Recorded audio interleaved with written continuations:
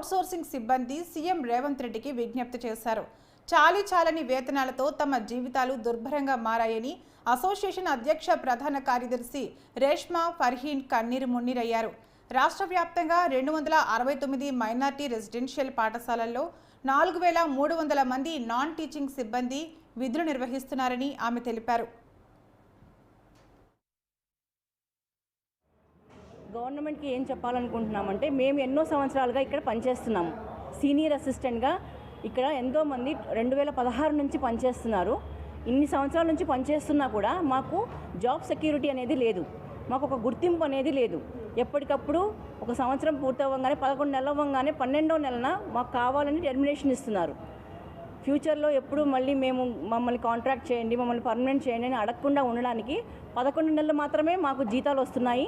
12వ నెలలో మాకు termination letters ఇచ్చేసి మళ్ళీ జూన్లో పిలుస్తాము అని చెప్పబడుతున్నాం. సో మేము ఏమంటున్నాం, ఇన్ని సంవత్సరాలుగా పనిచేస్తున్నా కూడా మాకు గుర్తింపు అనేది లేదు, జాబ్ సెక్యూరిటీ అనేది లేదు.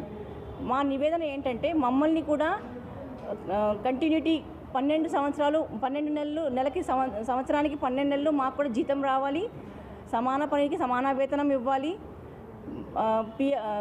సంవత్సరం అట్లీస్ట్ ఒక ఇంక్రిమెంట్ అన్నా ఇవ్వాలి అనేది మినిమంగా మేము మా నివేదనగా గవర్నమెంట్ ముందు చెప్పుకుంటున్నాం.